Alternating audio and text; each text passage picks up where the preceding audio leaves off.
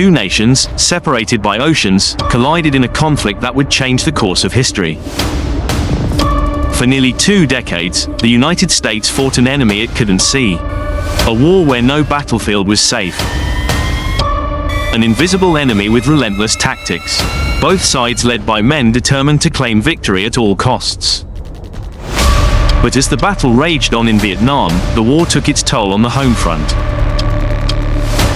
What began as a fight against communism became a war of attrition, deception, and devastation. This is the untold story of one of the most controversial wars in history.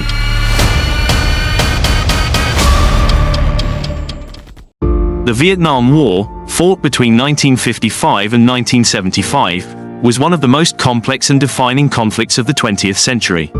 It emerged from a broader struggle between two competing ideologies: communism, represented by North Vietnam under the leadership of Ho Chi Minh, and anti-communism, fiercely defended by the US-backed South Vietnamese government.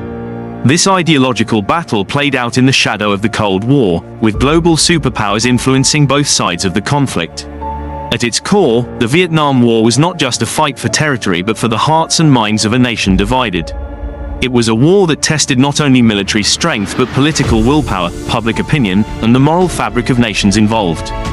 For Ho Chi Minh and the communist forces in the north, it was a continuation of a long and bitter struggle for independence, first against the French, and then the Japanese during World War II.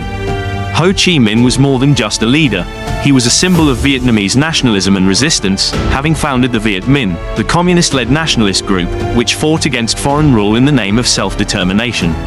Born in 1890 under French colonial rule, Ho Chi Minh had witnessed his country's exploitation at the hands of the French Empire. He spent years abroad, traveling through Europe, the Soviet Union, and China, where he adopted communist ideology, believing it to be the key to liberating Vietnam. By the time World War II ended and Japan withdrew from Vietnam, Ho was ready to lead his people in a quest for independence. In 1945, he declared the formation of the Democratic Republic of Vietnam, asserting that the Vietnamese had the right to govern themselves. But this was only the beginning of a prolonged conflict. After World War II, the French, unwilling to relinquish control, sought to reassert their colonial authority over Vietnam. This led to the First Indochina War, a brutal struggle between the French forces and Ho Chi Minh's Viet Minh. The conflict came to a decisive end in 1954 when the French were defeated at the famous Battle of Dien Bien Phu. Following this, the Geneva Accords temporarily divided Vietnam into two regions: Communist North Vietnam, led by Ho Chi Minh, and anti-communist South Vietnam, headed by Ngo Dinh Diem, who enjoyed the backing of the United States. For the US, the rise of communism in Vietnam was seen as a threat to the stability of Southeast Asia, and by extension, to the broader world order. The Cold War was at its height, and American policymakers were deeply invested in the domino theory, the fear that if one country in the region fell to communism, others would quickly follow, leading to a geopolitical catastrophe. President Eisenhower and his successors believed that Vietnam was the key to preventing a wider collapse in Southeast Asia, and this belief led to a gradual but steady increase in American involvement. From a small force of military advisors in the late 1950s, US involvement escalated rapidly throughout the early 1960s. By the time of President Lyndon B. Johnson's administration, the US had committed hundreds of thousands of troops to the conflict, and the war had become America's to win or lose. Between 1965 and 1973, the US deployed over 2.7 million American soldiers to Vietnam, engaging in what became one of the most polarizing and tragic wars in American history. It left a profound impact not only on those who fought but also on American society, leading to protests, political upheaval, and deep divisions at home. But who were these soldiers, and what drove the US to commit so many lives and resources to a distant and unfamiliar land in Southeast Asia? What forces, both political and military, led to this massive escalation, and why did it turn into a quagmire that consumed so many? As we unravel the story of the Vietnam War, we must first understand the background of Vietnam itself, the rise of Ho Chi Minh, and the global stakes of this conflict. Only then can we truly grasp the experiences of the men and women who fought there. Let's begin by exploring how the war evolved from a struggle for independence into a battleground of the Cold War, and how a small Southeast Asian country became the epicenter of one of the most devastating conflicts of the 20th century. The story of the Vietnam War begins long before American troops ever set foot on Vietnamese soil. In the mid-19th century, Vietnam was a French colony, part of French Indochina. The French presence was oppressive, and by the early 20th century, nationalist and communist movements began to rise, with leaders like Ho Chi Minh calling for independence. During World War II, Japan occupied Vietnam, and the resistance movement, led by the Viet Minh, grew stronger under Ho Chi Minh's leadership. After Japan's defeat in 1945, Ho declared Vietnamese independence. However, the French were unwilling to relinquish their control. Thus began the First Indochina War, a brutal struggle between the French and the Viet Minh that lasted until 1954, when the French were defeated at Dien Bien Phu. The defeat of the French led to the Geneva Accords, which temporarily divided Vietnam along the 17th parallel. The North, under Ho Chi Minh, was communist, while the South, under Ngo Dinh Diem, was anti-communist and backed by the United States. This division set the stage for what would become one of the bloodiest conflicts of the Cold War.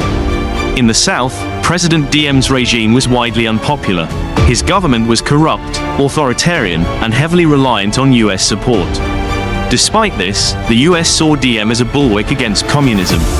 Under the Eisenhower and Kennedy administrations, the US sent military advisors to train and support the South Vietnamese army, believing they could contain the spread of communism in Southeast Asia.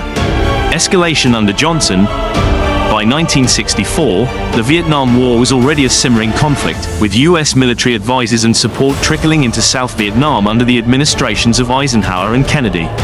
But it was under President Lyndon B. Johnson that the war escalated dramatically, transitioning from a low-level engagement to a full-scale conflict involving hundreds of thousands of American troops. This escalation was triggered by a pivotal event, the Gulf of Tonkin incident.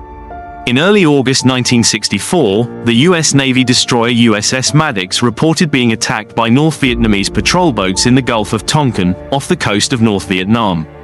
2 days later, reports indicated a second attack had occurred, although the details were murky, and it's now widely accepted that this second attack likely never took place. Regardless, these reports were enough for President Johnson to approach Congress, asking for a resolution that would grant him the authority to take whatever actions he deemed necessary to protect US forces and interests in Southeast Asia. On August 7, 1964, Congress passed the Gulf of Tonkin Resolution with overwhelming support. This resolution was a turning point. It essentially gave Johnson the green light to escalate US military involvement in Vietnam without formally declaring war. With the power to take all necessary measures to defend against further aggression, Johnson now had a free hand to intensify the conflict. But why was the US so deeply concerned about a small nation in Southeast Asia? The answer lies in the Cold War mindset of the time, particularly the domino theory, which dominated US foreign policy. This theory, popularized by President Dwight D. Eisenhower in the 1950s, posited that if one country fell to communism, its neighbors would follow in a domino-like effect, leading to a cascade of communist takeovers across regions. Vietnam, in this sense, was seen as the key domino in Southeast Asia. The fear was that if Vietnam were to fall under communist control, other nations in the region, such as Laos, Cambodia, Thailand, and even more distant nations like Indonesia, would follow suit. The US leadership believed that allowing Vietnam to become communist would destabilize the region, undermine American credibility, and ultimately embolden the Soviet Union and China, the two leading communist powers at the time. Johnson's decision to escalate the war wasn't just about Vietnam. It was about maintaining US influence and halting the spread of communism globally. To the American leadership, Vietnam represented a crucial battleground in the broader Cold War. Losing Vietnam could signal to allies and adversaries alike that the US was unwilling to stand firm against the communist threat, a perception that could have far-reaching consequences in Europe, Asia, and beyond. Thus, in March 1965, Johnson made the critical decision to send the first US combat troops into Vietnam. This marked the official beginning of America's direct military involvement in the war. At first, 3,500 Marines landed in Da Nang, tasked with protecting the US airbase there, but this initial deployment quickly snowballed. By the end of 1965, Johnson had approved the deployment of over 200,000 American troops to Vietnam. This surge in troop numbers was accompanied by a shift in strategy. Rather than merely advising the South Vietnamese army, American forces were now on the front lines, engaging directly with North Vietnamese and Viet Cong forces. Johnson's decision to escalate was rooted in a combination of Cold War strategy, political pressure, and a deeply ingrained belief in America's responsibility to contain communism. But it was also a gamble. The administration believed that with enough military force, the US could compel North Vietnam to the negotiating table, secure a favorable peace, and preserve a non-communist South Vietnam. However, this assumption underestimated both the resolve of the North Vietnamese and the complexity of the conflict itself. The North Vietnamese, led by Ho Chi Minh, viewed the war as a continuation of their centuries-long struggle for independence, first from Chinese, then French, and now American influence. They were willing to endure enormous hardships and casualties to achieve their goal of a unified, independent, communist Vietnam. For them, the war wasn't merely an ideological contest. It was a fight for national liberation, and they were prepared to pay a steep price for victory. Meanwhile, the American public was initially supportive of Johnson's actions, swayed by Cold War rhetoric and the fear of communism's spread. However, as US involvement deepened and casualties mounted, the war became increasingly controversial. By 1967, over 400,000 American troops were stationed in Vietnam, with daily combat operations intensifying and casualties rising. Despite this, victory seemed elusive. The US military's strategy, centered around search and destroy missions and heavy bombing campaigns, most notably Operation Rolling Thunder, which aimed to cripple North Vietnam's ability to wage war, failed to break the will of the enemy. North Vietnamese forces and their Viet Cong allies, employing guerrilla tactics, hit-and-run attacks, and an intricate network of tunnels, continued to pose a formidable challenge. Moreover, the war became a quagmire as American troops found themselves in a hostile, unfamiliar terrain, often unable to distinguish friend from foe. The North Vietnamese and Viet Cong could count on support from a significant portion of the local population, blending in with civilians and using the dense jungles of Vietnam to their advantage. The US military, despite its superior firepower and advanced technology, found itself bogged down in a war of attrition, one that would drag on for years, with no clear path to victory. Johnson's escalation of the war in Vietnam would have far-reaching consequences. Domestically, it sparked growing opposition, especially as the conflict was broadcast on television screens across America. Images of body bags, burned villages, and wounded soldiers eroded public support and gave rise to a powerful anti-war movement. Politically, it became a defining issue for Johnson's presidency, ultimately contributing to his decision not to seek re-election in 1968. What began with the Gulf of Tonkin resolution and a desire to prevent the dominoes from falling in Southeast Asia ended in a costly and divisive war that profoundly altered American society and politics. The Vietnam War would go on to shape US foreign policy for decades, serving as a cautionary tale about the limits of military power and the dangers of becoming entangled in foreign conflicts without a clear exit strategy. The war on the ground. The American soldier experience. The Vietnam War presented American soldiers with a combat experience that was profoundly different from any previous conflict. Many soldiers, such as Sergeant James Davis, one of the first Americans killed in Vietnam, were just teenagers, fresh out of high school and facing an unfamiliar world of war. The average age of an American soldier in Vietnam was only 19, with many being drafted and sent thousands of miles from home to fight in a conflict they barely understood. This was a stark contrast to earlier wars, where soldiers were often more seasoned or had volunteered for service. The psychological toll on these young men was immense. They were thrust into a war characterized by uncertainty, unfamiliar terrain, and an enemy that employed unconventional tactics. The emotional burden of being away from home and grappling with the realities of war weighed heavily on them. One of the most notable figures during this turbulent time was Lieutenant Colonel Hal Moore, who commanded troops during the Battle of Ia Drang in 1965, the first significant engagement between American and North Vietnamese forces.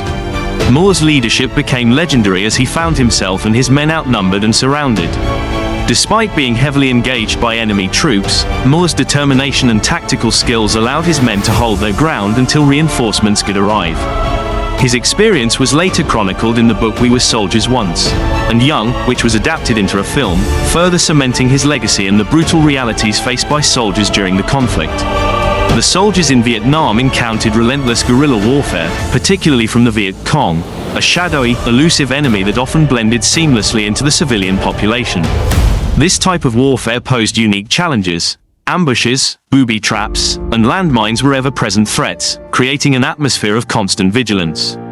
Veteran Sergeant John Young described walking through the dense jungles of Vietnam as walking through death itself.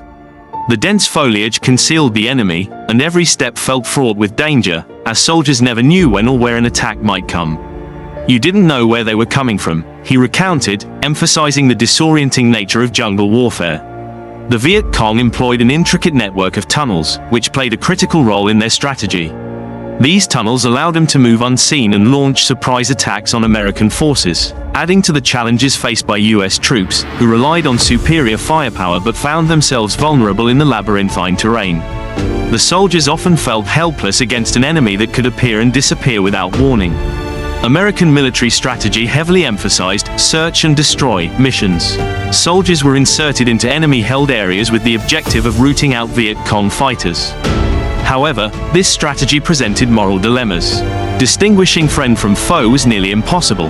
Many villages had sympathizers living among the civilians, leading to complex interactions that blurred the lines of combat. Soldiers were frequently caught in ethical quandaries, struggling with the implications of their actions on the local population and the realities of warfare. One of the most notorious incidents that exemplified the darker aspects of the war occurred in My Lai in 1968. After enduring months of combat and heightened tensions, American soldiers, frustrated and on edge, committed atrocities against unarmed Vietnamese civilians, massacring hundreds in what became known as the My Lai massacre. This horrific event not only devastated the local community but also marked a significant turning point in public opinion back in the United States. As news of the massacre spread, it fueled anti-war sentiment and raised profound questions about the morality of US actions in Vietnam. It became emblematic of the moral complexities and challenges faced by soldiers and the broader military strategy employed in the conflict. The experience of American soldiers in Vietnam was one marked by courage, confusion, and moral ambiguity. They faced an adversary who was both familiar and foreign, forcing them to confront not only the challenges of combat but also the profound implications of their presence in a nation torn by conflict. As the war progressed, the stories of these young men became integral to understanding the Vietnam War, highlighting the personal sacrifices and struggles of those who fought on the front lines. Tet Offensive and public opinion shift. In January 1968, the Viet Cong and North Vietnamese forces launched the Tet Offensive, a coordinated series of surprise attacks across South Vietnam, timed to coincide with the Tet Lunar New Year, traditionally a period of ceasefire and celebration. This offensive was unprecedented in scale and execution, with Viet Cong troops targeting over 100 cities and towns throughout the country, including significant assaults on military installations and government buildings. Among the most notable events was the attack on the US Embassy in Saigon, where Viet Cong fighters breached the compound, symbolically striking at the heart of American presence in Vietnam. While the US and South Vietnamese forces were able to quickly regain control after the initial shock of the attacks, the Tet Offensive shattered the long-held illusion of an impending American victory. For years, government officials and military leaders had assured the American public that the war was being won and that the North Vietnamese were on the brink of collapse. The surprise and intensity of the Tet Offensive demonstrated that the enemy was far from defeated, revealing a resilient and well-organized opponent capable of executing large-scale military operations. The psychological impact of the Tet Offensive reverberated throughout the United States. For many Americans, the images broadcast on nightly news programs were jarring and disillusioning. Graphic footage of bloody street battles, civilian casualties, and the widespread destruction in cities like Hue and Saigon painted a stark contrast to the optimistic narratives that had been previously promoted by the Johnson administration. The offensive not only contradicted official statements but also ignited a growing skepticism about the government's credibility regarding the war. Public faith in President Lyndon B. Johnson's handling of the war eroded dramatically in the wake of Tet. Polls indicated a sharp decline in his approval ratings, reflecting widespread discontent and increasing calls for a reassessment of US involvement in Vietnam. The war, which had once been framed as a noble fight against communism, was now seen through a lens of chaos and tragedy, leading many Americans to question the moral implications of the conflict. Perhaps the most significant turning point in public opinion came when Walter Cronkite, the nation's most trusted news anchor, returned from a reporting trip to Vietnam. In his broadcast following the Tet Offensive, Cronkite famously declared that the war was unwinnable, a sentiment that resonated deeply with the American public. His assessment marked a pivotal moment in the media's relationship with the war. No longer were the positive narratives and reassurances sufficient to quell the rising tide of discontent. President Johnson reportedly reacted with alarm to Cronkite's pronouncement, stating, "If I've lost Cronkite, I've lost Middle America." This realization underscored the power of the media in shaping public opinion and the critical role of trusted voices in influencing perceptions of the war. The aftermath of the Tet Offensive marked a turning point not only in public sentiment but also in Johnson's presidency. Recognizing the growing divisiveness of the Vietnam War and its toll on his administration, he announced in March 1968 that he would not seek re-election. This decision signaled a significant shift in American politics and public discourse surrounding the war, as anti-war sentiment gained momentum and calls for a reassessment of U.S. involvement became increasingly vocal. The Tet Offensive ultimately highlighted the disconnect between the government's optimistic portrayals of the war and the harsh realities on the ground. It galvanized a more profound anti-war movement, leading to widespread protests, increased activism, and a re-evaluation of U.S. foreign policy. The offensive not only changed the course of the Vietnam War but also reshaped the landscape of American politics and society in the years that followed. Richard Nixon and Vietnamization. In 1969, Richard Nixon assumed the presidency amid growing dissent over the Vietnam War. As he took office, the conflict had become a focal point of national unrest, with widespread protests, increasing casualties, and a palpable sense of disillusionment among the American public. Nixon's central promise was to bring peace with honor to Vietnam, a commitment that shaped his administration's foreign policy and military strategy. The concept of Vietnamization. Nixon's strategy, known as Vietnamization, aimed to reduce American military involvement by shifting the burden of combat to the South Vietnamese forces. The underlying premise was that the South Vietnamese Army, ARVN, could be trained and equipped to take over the fighting, allowing U.S. troops to gradually withdraw without the appearance of a defeat. This approach was designed to reassure the American public that the U.S. would not abandon its commitments in Southeast Asia while still facilitating a path toward troop withdrawal. 1. Implementation of Vietnamization. Vietnamization involved a significant increase in military aid and training for the ARVN. The Nixon administration allocated substantial resources to bolster the South Vietnamese military's capabilities, including modern equipment and advanced weaponry. The objective was to create a self-sufficient fighting force that could hold off North Vietnamese advances. 2. Challenges with ARVN. Despite the investment in training and resources, the ARVN faced profound challenges.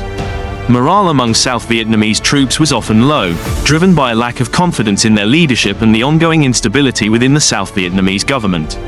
Reports of corruption and inefficiency plagued the military, undermining efforts to create a capable and committed fighting force. Additionally, many South Vietnamese soldiers were reluctant to fight for a government they viewed as corrupt and illegitimate, leading to high desertion rates and questions about their effectiveness on the battlefield.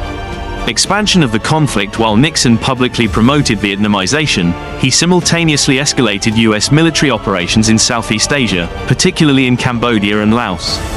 These actions were aimed at cutting off North Vietnamese supply routes and disrupting their operations. 1. Cambodia and Laos. Nixon authorized secret bombing campaigns in Cambodia, which aimed to target North Vietnamese sanctuaries and supply lines. This decision was made without informing Congress or the public, reflecting a significant shift in how the U.S. engaged in covert military actions. The incursion into Cambodia in April 1970, announced by Nixon, resulted in widespread protests and heightened anti-war sentiment across the nation. 2. Impact of the incursions. The bombings and military operations in Cambodia and Laos sparked outrage among many Americans. Anti-war activists condemned these actions as an expansion of an already controversial conflict. The military operations were met with fierce opposition, leading to large-scale protests, including the Kent State University incident, where the National Guard opened fire on students demonstrating against the war, killing 4 and injuring 9. The Kent State incident, the Kent State shootings on May 4, 1970, became a defining moment in the anti-war movement. As students protested against the Cambodian incursion, the violent response from the National Guard ignited national outrage and intensified the already growing anti-war sentiment. The image of students being shot on a college campus underscored the deep divisions within American society and galvanized many who had previously been indifferent to the war. 1. Symbol of division. The tragedy at Kent State symbolized the rift between the government and a generation of young Americans who were increasingly disillusioned with the war and the draft. It catalyzed protests across the country, leading to mass demonstrations and heightened tensions between protesters and law enforcement. The rise of the anti-war movement as Nixon pursued his Vietnamization strategy and expanded the conflict, the anti-war movement grew increasingly powerful and organized. Protests became more frequent and widespread, and prominent public figures, including politicians, veterans, and celebrities, began to voice their opposition to the war. 1. Pentagon Papers. The publication of the Pentagon Papers in 1971 revealed the extent of government deception regarding U.S. involvement in Vietnam. Leaked by former Defense Department analyst Daniel Ellsberg, these classified documents exposed the misleading statements made by successive administrations about the progress of the war and the likelihood of success. The revelations deepened public skepticism and outrage, fueling the anti-war movement and leading many to question the integrity of the government. 2. Increasing pressure on Nixon. With growing discontent among the populace and increasing protests, Nixon faced mounting pressure to bring the war to a conclusion. The combination of public outrage, the revelations from the Pentagon Papers, and the escalation of protests complicated Nixon's efforts to maintain his policy of Vietnamization and seek a path to peace. Negotiating peace amid the escalating domestic turmoil and continued fighting in Vietnam, Nixon began to pursue negotiations for peace. Despite the challenges, his administration sought to find a diplomatic solution to the conflict. 1. Peace talks. Nixon and his national security advisor, Henry Kissinger, engaged in secret negotiations with North Vietnamese leaders in an effort to reach a settlement. These talks, however, faced numerous obstacles, including differing perspectives on key issues such as troop withdrawal, the future of the South Vietnamese government, and the status of prisoners of war. 2. Ongoing violence. While negotiations were ongoing, violence in Vietnam continued unabated. The U.S. continued to provide air support and resources to the South Vietnamese forces, even as American troops were being withdrawn. This paradox highlighted the complexities of transitioning to a peace agreement while still engaged in combat operations. Conclusion. Richard Nixon's Vietnamization strategy represented a critical turning point in U.S. involvement in the Vietnam War.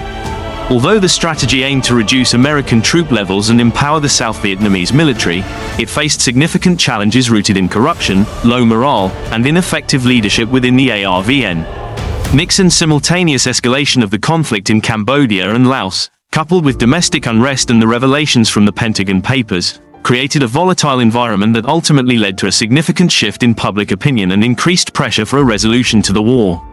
As the 1970s progressed, the U.S. found itself navigating a complex landscape of military engagement, public dissent, and the quest for a negotiated peace that would ultimately shape the final years of the Vietnam War. The soldiers' experience in the later years. As the Vietnam War dragged on into the late 1960s and early 1970s, the experience of American soldiers on the ground became increasingly defined by confusion, frustration, and a growing sense of futility. For many, Vietnam was not a war of clear objectives, but a relentless, surreal conflict where the lines between friend and foe were often indistinguishable, and the notion of victory seemed elusive, if not entirely out of reach. Private Michael O'Brien's sentiment captured the bewilderment that many soldiers felt. You didn't know who the enemy was, or what victory would even look like. You just wanted to survive and get back home. This sense of disillusionment was common among the rank-and-file soldiers, especially those who had been drafted and found themselves thousands of miles from home, fighting in a war they did not fully understand. The Vietnam War was not like World War II, where the enemy was clear and the cause seemed just. In Vietnam, the enemy could be anyone, a farmer by day, a Viet Cong guerrilla by night. The war became a chaotic blur of ambushes, booby traps, and elusive guerrilla fighters who seemed to vanish into the jungle after every engagement. For the American soldiers, often referred to as grunts, in the field, the daily grind of the war took place in the unforgiving landscape of Vietnam's dense jungles, muddy rice paddies, and remote highlands. The terrain itself was as much an enemy as the Viet Cong or the North Vietnamese Army, NVA. Soldiers had to contend with stifling heat and humidity, torrential downpours during the monsoon season, and diseases like malaria, dysentery, and trench foot. Insects, leeches, and snakes were constant threats, adding to the soldiers' misery. The psychological toll of this environment was profound. Unlike previous wars, where front lines were clearly defined, in Vietnam, danger could come from any direction, at any time. Soldiers were in a state of perpetual tension, knowing that an ambush or sniper fire could erupt without warning. Specialist David Johnson's recollection of sleeping with a rifle in hand, constantly on edge, was emblematic of this experience. You could never really relax, he recalled. Every night, you slept with your rifle in hand, and every sound could be the enemy. Combat in Vietnam was often brutal and close quarters, with soldiers engaging in firefights with an enemy that was difficult to locate and even harder to defeat. The Viet Cong and North Vietnamese forces excelled at guerrilla warfare, employing hit-and-run tactics, setting booby traps, and using an elaborate network of underground tunnels to move unseen and strike U.S. forces when they least expected it. The infamous tunnel rats, American soldiers who volunteered to crawl through these cramped, dark tunnels to search for hidden enemies, faced one of the most terrifying tasks of the war, never knowing what might await them: an ambush, a trap, or simply death by suffocation. The daily reality for American soldiers was one of uncertainty and fear. Even when soldiers weren't in active combat, they were constantly aware of the possibility of sudden attacks. The Viet Cong's use of landmines, tripwire explosives, and punji sticks, bamboo spikes hidden in traps, made every step dangerous. Soldiers spoke of the death lottery, the random chance of being the next one to trigger an unseen explosive. The psychological toll of this environment contributed to what would later be recognized as post-traumatic stress disorder, PTSD. At the time, PTSD was not yet an official diagnosis, but the symptoms were already present among many veterans. Soldiers returning from Vietnam often spoke of flashbacks, nightmares, and an inability to readjust to civilian life. Many Vietnam veterans reported feeling alienated upon their return, both because of the horrors they had witnessed and the indifference, or hostility, they faced from a public increasingly opposed to the war. Unlike the hero's welcome received by veterans of World War II, many Vietnam veterans were met with protests and anti-war sentiment, adding to their feelings of isolation and confusion. One particularly harrowing experience for many soldiers was participating in or witnessing the destruction of villages suspected of harboring Viet Cong forces. The US military's search and destroy missions often led to entire villages being burned, and in some cases, civilians were caught in the crossfire or deliberately targeted, as was the case in the notorious My Lai massacre of 1968. For soldiers involved in these actions, the moral and emotional burden was immense. Many were haunted by the violence they had been a part of, with guilt and anger festering long after the war ended. Racial tension also played a significant role in the soldiers' experience in Vietnam. The war occurred during the height of the civil rights movement in the United States, and these domestic tensions often carried over to the battlefield. African American soldiers, who made up a disproportionate number of draftees, faced not only the dangers of combat but also discrimination and inequality within the military itself. Many African American soldiers felt that they were fighting for freedoms abroad that they were still denied at home, adding to their sense of frustration and disillusionment. Drug use became rampant among soldiers during the later years of the war as a means of coping with the stress and trauma of combat. Marijuana, heroin, and other substances were widely available, and by the early 1970s, reports indicated that a significant percentage of soldiers were using drugs regularly. For many, drugs were a way to escape the daily horrors of war, if only temporarily. By the later years of the war, morale among American troops had plummeted. The growing anti-war movement back home, the increasing sense that the war was unwinnable, and the endless cycle of deployments without clear progress all contributed to a deep sense of frustration. Many soldiers began to question the purpose of the war and why they were still fighting. The term Vietnam Syndrome would later be used to describe the deep scars left by the war, not just on the veterans who served, but on the American psyche as a whole. Despite these hardships, acts of bravery and camaraderie were common among the soldiers in Vietnam. Many formed close bonds with their comrades, knowing that their survival often depended on the men fighting beside them.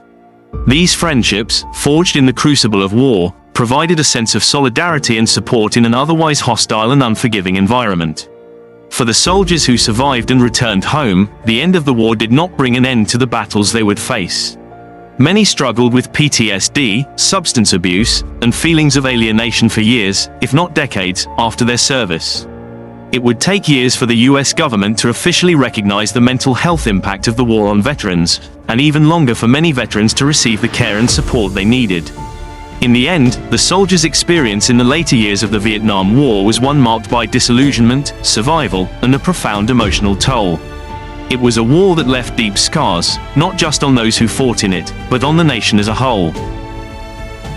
Withdrawal and the fall of Saigon by 1973, the protracted and contentious nature of the Vietnam War, coupled with mounting pressure from anti-war sentiments and political unrest within the United States, led to a pivotal moment in the conflict, the signing of the Paris Peace Accords.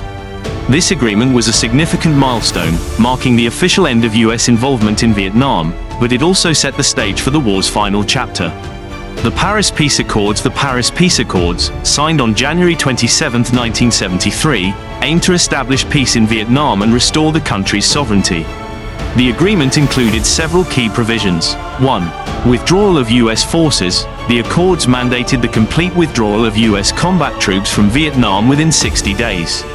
This withdrawal was a critical element of Nixon's promise of peace with honor, which sought to leave South Vietnam with some semblance of stability and the ability to defend itself against the North. 2. Release of prisoners of war. The agreement stipulated the return of American prisoners of war, POWs, held by North Vietnam. The release of these POWs became a focal point of the negotiations, symbolizing a commitment to the welfare of American servicemen and their families. 3. Ceasefire and continued hostilities. Although the accords established a ceasefire between North and South Vietnam, they did not result in a comprehensive peace. Fighting continued after the agreement was signed, as both sides sought to consolidate power and territory. The agreement left unresolved the political future of South Vietnam, and the conflict resumed almost immediately. Struggles of the South Vietnamese government. Despite Nixon's assurances, the South Vietnamese government, led by President Nguyen Van Thieu, faced significant challenges in maintaining control without direct US military support. The ARVN, bolstered by American resources, struggled to operate effectively on its own. Key issues contributing to the difficulties included: 1. Weakness of the ARVN. The South Vietnamese military, while receiving substantial American training and equipment, was plagued by low morale and ongoing corruption. Many soldiers were unwilling to fight for a government that they perceived as ineffective and illegitimate, which undermined their resolve on the battlefield. 2. Political instability. The South Vietnamese government was marked by internal strife and political infighting. Thieu's administration faced criticism for its inability to address economic challenges and for its reliance on US support, further eroding public confidence. 3. Continued North Vietnamese aggression. Following the US withdrawal, North Vietnam continued to apply pressure on South Vietnam, utilizing guerrilla tactics and conventional military strategies. The North Vietnamese leadership was determined to unify the country under communist rule, and their strategy included significant offensives against ARVN positions. The final offensive and the fall of Saigon by 1975, the situation in South Vietnam had deteriorated significantly.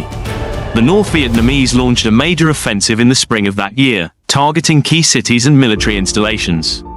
The campaign was swift and devastating. 1. The offensive. In March 1975, North Vietnamese forces began their attack, capturing cities in the Central Highlands and moving toward the South's capital. The offensive quickly overwhelmed ARVN defenses, which were unable to withstand the well-coordinated assault. 2. The fall of Saigon. On April 30, 1975, North Vietnamese tanks rolled into Saigon, marking the definitive end of the Vietnam War. The collapse of the South Vietnamese government was swift, leading to chaos as civilians and government officials scrambled to escape the advancing troops. 3. Evacuation efforts. In the final hours of Saigon, the US launched a desperate evacuation operation. Helicopters airlifted American personnel and select Vietnamese refugees from the rooftops of the US Embassy and other locations in the city. The image of helicopters departing from the embassy became an enduring symbol of the American withdrawal, a stark representation of defeat, disillusionment, and the chaotic end to a long and costly conflict. Symbolism and aftermath. The fall of Saigon carried profound implications, not only for Vietnam but also for the United States. The images and narratives surrounding the evacuation became deeply embedded in American memory, representing both the human cost of war and the complex legacy of US involvement in Vietnam. 1. A symbol of defeat. The helicopters evacuating from Saigon became an indelible image of failure and loss. Many Americans grappled with feelings of betrayal, guilt, and a sense of unresolved moral obligation to the Vietnamese people who had supported the US efforts during the war. 2. Impact on US foreign policy. The conclusion of the Vietnam War significantly influenced US foreign policy for decades to come. The war's aftermath led to a more cautious approach in American foreign interventions, with policymakers wary of entanglements in conflicts that could mirror Vietnam. This phenomenon, often referred to as the Vietnam Syndrome, shaped U.S. military and diplomatic strategies for years. 3. Vietnam's reconstruction. In Vietnam, the end of the war led to the unification of the country under communist rule. The North implemented sweeping reforms and faced the daunting task of rebuilding a war-torn nation. The legacy of the war, including the profound human and economic toll, continued to shape Vietnam's trajectory for years. Conclusion. The withdrawal of U.S. troops and the fall of Saigon marked the conclusion of one of the most contentious and impactful conflicts in American history. The Paris Peace Accords, while intended to establish a path to peace, ultimately failed to prevent the resurgence of hostilities. The collapse of South Vietnam, culminating in the dramatic scenes of evacuation, served as a painful reminder of the complexities and costs of the Vietnam War, leaving a lasting impact on both nations and altering the course of American foreign policy for years to come. Aftermath and legacy. The Vietnam War, one of the most controversial and devastating conflicts in American history, left indelible scars on both the United States and Vietnam. Its effects reverberated long after the last troops withdrew, influencing societal attitudes, foreign policy, and the lives of countless individuals. Human cost and destruction. 1. Casualties. The Vietnam War resulted in the deaths of over 58,000 American soldiers, with more than 150,000 wounded. In stark contrast, the toll on the Vietnamese side was catastrophic, with estimates of Vietnamese military and civilian casualties ranging from 2 to 3 million. The conflict also led to the displacement of millions of people, leaving a significant portion of the population homeless and struggling to rebuild their lives. 2. Devastated landscapes. The war left a profound environmental impact on Vietnam, with extensive deforestation, soil degradation, and unexploded ordnance littering the countryside. Chemical agents like Agent Orange, used to defoliate jungles and eliminate cover for the enemy, caused long-term health problems for both veterans and Vietnamese civilians, resulting in birth defects and chronic illnesses that persist to this day. The veteran experience. For many American veterans, the transition back to civilian life was fraught with challenges. Unlike the triumphant homecomings of World War II veterans, those who served in Vietnam faced a society deeply divided over the war. 1. Public reception. Many veterans returned to a country that was not only skeptical of the war but often hostile toward those who fought in it. Reports of veterans facing anger, indifference, or even abuse from anti-war protesters highlighted the painful disconnect between soldiers and civilians. This created a sense of isolation for many veterans, who struggled with the psychological toll of their experiences. 2. Mental health issues. The psychological impact of the war was profound, leading to widespread cases of what would later be recognized as post-traumatic stress disorder, PTSD. Many veterans faced difficulties reintegrating into society, grappling with memories of combat, survivor's guilt, and the stigma associated with mental health issues. The government and society struggled to provide adequate support and recognition for these veterans, leading to a sense of abandonment among many who served. 3. Advocacy and healing. In the years following the war, veterans began to advocate for recognition and support. Organizations like Vietnam Veterans of America emerged, focusing on issues such as PTSD, healthcare, and the rights of veterans. Memorials, like the Vietnam Veterans Memorial in Washington, D.C., became powerful symbols of remembrance, honoring those who served and fostering a sense of healing. Impact on U.S. foreign policy. The Vietnam War had far-reaching implications for U.S. foreign policy, reshaping American approaches to military intervention and international conflicts. 1. Vietnam Syndrome. The term Vietnam Syndrome emerged in the wake of the war to describe the public's wariness toward military engagement abroad.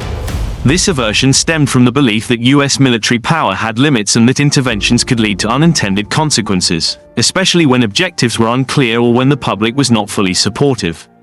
Policymakers became more cautious in their decisions to engage in conflicts, particularly in the absence of a clear exit strategy. 2. Realism in foreign policy. The experiences of Vietnam prompted a shift in U.S. foreign policy toward a more pragmatic and restrained approach. The failure in Vietnam led to an emphasis on diplomacy and alliances over military intervention. Future administrations, including those of Jimmy Carter and Ronald Reagan, grappled with the lessons of Vietnam as they navigated international relations during the Cold War. 3. Military reforms. The aftermath of the Vietnam War also led to significant reforms within the U.S. military. The lessons learned from the conflict prompted changes in training, strategy, and military readiness. The shift to an all-volunteer force in 1973 aimed to ensure a more professional and committed military, one less susceptible to the challenges faced during the Vietnam era. Conclusion: the aftermath of the Vietnam War continues to resonate in both American society and Vietnam. The profound human cost, the struggles faced by veterans, the lessons learned in foreign policy, and the cultural reflections of the era have all contributed to the complex legacy of the conflict. As both nations navigate their post-war realities, the Vietnam War remains a poignant reminder of the costs of war, the challenges of reconciliation, and the enduring impact of history on the present and future. Notable figures of the Vietnam War. The Vietnam War was a complex conflict that involved not only military leaders and soldiers on both sides but also influential political figures, strategists, journalists, and activists. These individuals helped shape the course of the war, the policies surrounding it, and the public's perception. Here is an extensive look at some of the most notable figures of the Vietnam War. 1. Ho Chi Minh. Position: leader of North Vietnam. Lifespan: 1890 to 1969. Ho Chi Minh was the foremost figure in Vietnam's fight for independence and the unification of the country under a communist government. Born under French colonial rule, Ho became a committed nationalist and Marxist-Leninist after years of political education in Europe, the Soviet Union, and China. He founded the Viet Minh, League for the Independence of Vietnam, during World War II to fight both the Japanese occupation and French colonialism. Following the defeat of the French in the First Indochina War, 1946 to 1954, Ho Chi Minh became the leader of North Vietnam. His unwavering commitment to the unification of Vietnam under communist rule made him a central figure throughout the war. To the Vietnamese, Ho was a symbol of resistance and independence. His leadership inspired generations of fighters who believed in the cause of Vietnamese sovereignty. Though he died in 1969, before the end of the war, his legacy as the father of modern Vietnam endures. Saigon, the capital of South Vietnam, was renamed Ho Chi Minh City in his honor after the North's victory in 1975. 2. General Vo Nguyen Giap. Position: military commander of North Vietnam. Lifespan: 1911 to 2013. General Vo Nguyen Giap was Ho Chi Minh's most trusted military strategist and one of the most skilled military commanders of the 20th century. Giap led the Viet Minh during the First Indochina War, where his guerrilla tactics and determination helped defeat the French at the Battle of Dien Bien Phu in 1954, which ended French colonial rule in Vietnam. During the Vietnam War, Giap was the architect of North Vietnam's military strategy. He oversaw the People's Army of Vietnam, PAVN, and the Viet Cong in the south. Giap was responsible for key operations, including the Tet Offensive in 1968, which, though a military setback for the North, dealt a massive psychological blow to the US and shifted public opinion against the war. Giap's focus on guerrilla tactics, avoiding direct confrontation with US forces, and his ability to use attrition warfare to outlast the Americans, played a critical role in the eventual defeat of the South Vietnamese government. 3. Ngo Dinh Diem. Position: President of South Vietnam. Lifespan: 1901 to 1963. Ngo Dinh Diem was a pivotal figure in the early years of the Vietnam War. Installed as the leader of South Vietnam after the division of the country following the Geneva Accords of 1954, Diem was a staunch anti-communist who was heavily supported by the United States. Initially seen as a promising leader, Diem quickly alienated large segments of the South Vietnamese population through his authoritarian rule, his favoritism toward the Catholic minority, and his repression of the Buddhist majority. His government was marred by corruption and incompetence, and his policies toward the Viet Cong insurgency in the south were ineffective. Diem's rule came to an abrupt end in 1963, when he was overthrown and assassinated in a US-backed military coup. His death marked the beginning of political instability in South Vietnam, with a series of short-lived governments that followed, and deepened the US commitment to the war.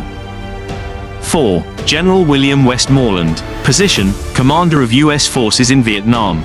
Lifespan: 1914 to 2005. General William Westmoreland was the top US military commander during the height of the Vietnam War, from 1964 to 1968.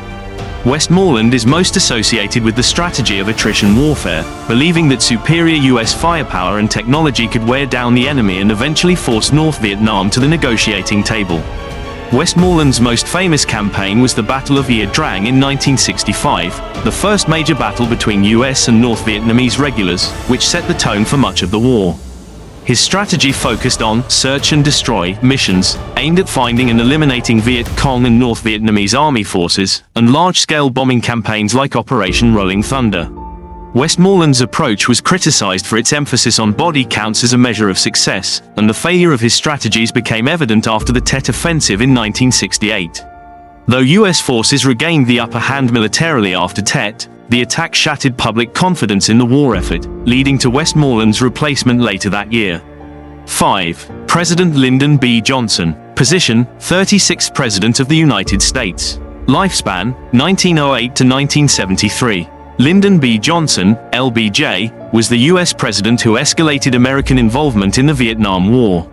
He inherited the conflict after the assassination of John F. Kennedy in 1963, and by 1965, he had committed large numbers of U.S. combat troops to Vietnam. Driven by the domino theory, the belief that the spread of communism in Southeast Asia would lead to further communist expansion, Johnson authorized a massive increase in U.S. military presence in Vietnam. This escalation made Vietnam a central focus of his presidency. He believed victory was essential to U.S. credibility during the Cold War. However, as U.S. casualties mounted and public opposition to the war grew, Johnson found himself increasingly isolated. The war had become so unpopular by 1968 that Johnson chose not to seek re-election. His legacy remains intertwined with the Vietnam War, which is widely seen as one of the main reasons his presidency ended in turmoil. 6. President Richard Nixon. Position: 37th President of the United States.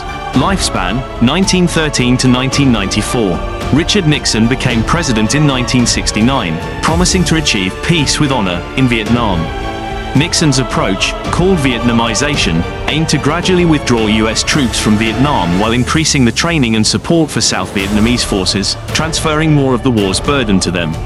At the same time, Nixon sought to put pressure on North Vietnam through an expansion of the war into neighboring Cambodia and Laos, leading to controversial bombing campaigns. These efforts were kept secret from the American public initially and led to widespread protests at home, including the infamous Kent State shootings in 1970. Nixon's greatest success was in securing the Paris Peace Accords in 1973, which led to the formal withdrawal of U.S. combat troops. However, his presidency was soon consumed by the Watergate scandal, and after his resignation in 1974, South Vietnam collapsed under North Vietnamese pressure the following year. 7. Henry Kissinger. Position: U.S. National Security Advisor and Secretary of State. Lifespan: 1923-present. Henry Kissinger was a key figure in shaping U.S. policy during the later years of the Vietnam War. As National Security Advisor and later Secretary of State under Nixon, Kissinger played a central role in negotiating the Paris Peace Accords and attempting to bring an end to U.S. involvement in the war. Kissinger's strategy of realpolitik led to his controversial decisions, including the secret bombing campaigns in Cambodia. He also worked to improve relations with the Soviet Union and China, both of whom were backing North Vietnam, in a bid to isolate Hanoi diplomatically. For his role in negotiating the peace accords, Kissinger was awarded the Nobel Peace Prize in 1973, though the accords did not lead to lasting peace in Vietnam. 8. Le Duan. Position: General Secretary of the Communist Party of Vietnam. Lifespan: 1907 to 1986. Le Duan was a major political figure in North Vietnam during the Vietnam War, often seen as the de facto leader after Ho Chi Minh's death in 1969. A dedicated communist and nationalist, Le Duan was a driving force behind North Vietnam's war strategy, particularly in promoting the Tet Offensive and the continuation of the war even after massive U.S. escalation. Le Duan believed that only relentless pressure on the South Vietnamese government and U.S. forces would lead to victory, and he was instrumental in pushing for continued offensives despite heavy casualties. After the war, Le Duan remained a powerful figure in Vietnamese politics, overseeing the unification of the country under communist rule. 9. Daniel Ellsberg. Position: Whistleblower, former defense analyst. Lifespan: 1931 to 2023. Daniel Ellsberg played a pivotal role in exposing the U.S. government's deception regarding the Vietnam War. A former Defense Department analyst, Ellsberg leaked the Pentagon Papers in 1971, a classified report that revealed years of misleading information about U.S. involvement in Vietnam, stretching across multiple administrations. The release of the Pentagon Papers had a profound impact on American public opinion, further eroding trust in the government and intensifying opposition to the war. Ellsberg's actions helped galvanize the anti-war movement and highlighted the deep divisions within the U.S. government over its Vietnam policy. The Pentagon Papers exposed how U.S. officials had known the war was unlikely to be won but continued to escalate it nonetheless, a revelation that shocked the American public and contributed to the growing disillusionment with the conflict. Daniel Ellsberg was charged under the Espionage Act for his role in leaking the documents, but the case was dismissed in 1973 due to government misconduct. He became a symbol of whistleblowing and governmental accountability, and his actions had a lasting influence on the relationship between the media, the government, and the public during times of war. 10. Le Duc Tho. Position: North Vietnamese politician and diplomat. Lifespan: 1911 to 1990. Le Duc Tho was one of North Vietnam's top negotiators and played a key role in the peace talks that led to the signing of the Paris Peace Accords in 1973.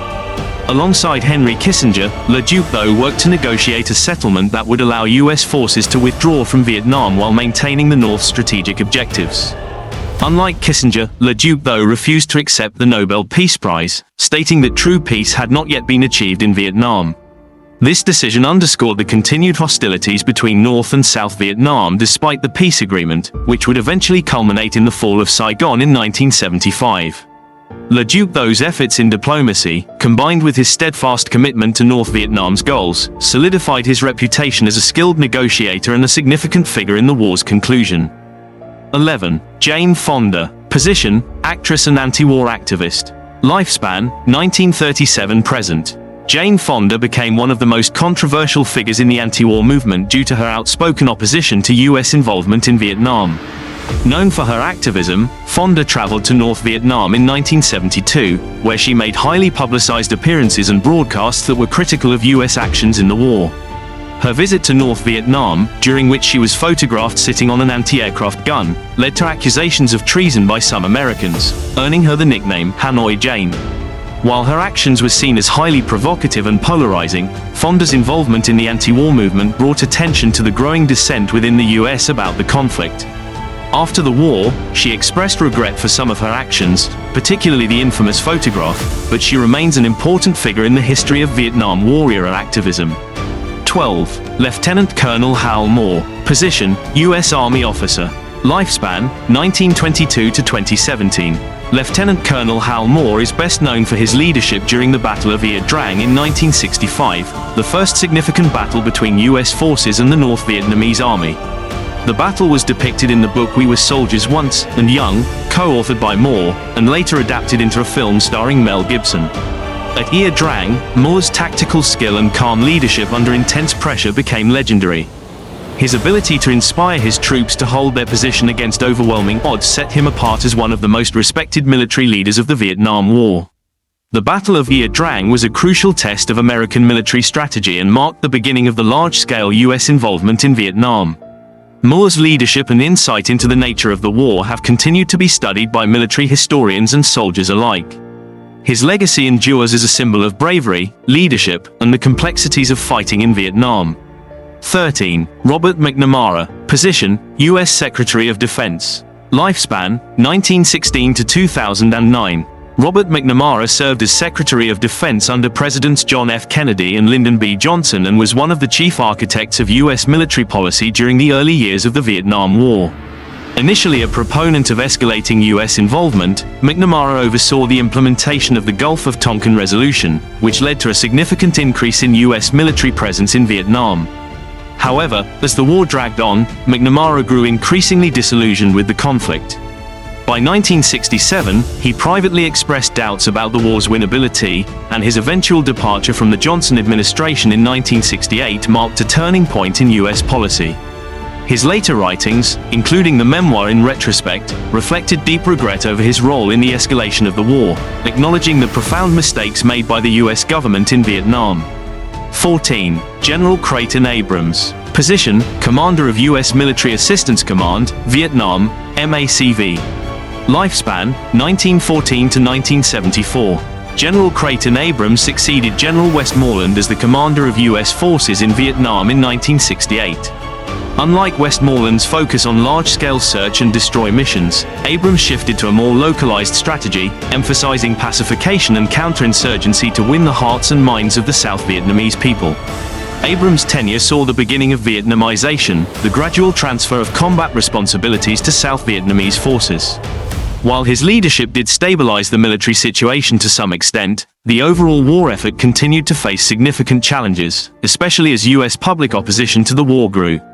Abrams' strategic shift towards smaller scale, more community-focused operations is often seen as a precursor to modern counterinsurgency strategies, though by the time of his command, the U.S. was already deeply entrenched in a war it could not easily win. Conclusion: the Vietnam War was shaped by the decisions, actions, and legacies of many individuals on both sides of the conflict. From military strategists and political leaders to whistleblowers and activists, these figures left an indelible mark on history. Their contributions, whether in military strategy, diplomacy, protest, or leadership, continue to be studied and debated as part of the enduring legacy of the Vietnam War. The personal stories of these notable figures reflect the broader complexities of a war that was not only fought on the battlefield but also in the hearts and minds of those involved. As we close this chapter on the Vietnam War, we reflect on a conflict that profoundly shaped the 20th century and left lasting scars on the nations involved. It was a war of ideologies, of intense political and social upheaval, and of personal sacrifice. From the jungles of Southeast Asia to the streets of America, the war challenged governments, divided societies, and forever changed the lives of those who lived through it. The Vietnam War teaches us that the costs of conflict go far beyond the battlefield. The soldiers who fought, the civilians who suffered, and the nations that were torn apart are all reminders of the devastating consequences of war. Yet, in the midst of tragedy, we also see stories of courage, resilience, and the enduring hope for peace. As we continue to study the history of Vietnam, we honor those who served and those who sought to end the war. Their legacies remind us that while history can be painful, it is also a powerful teacher. In remembering the past, we strive to build a future where such conflicts can be avoided. Thank you for joining us on this journey through one of the most pivotal conflicts of the 20th century. If you found this video insightful, please like, subscribe, and share to help us continue exploring the lessons of history. Until next time, let's remember the power of reflection and the hope for a more peaceful world.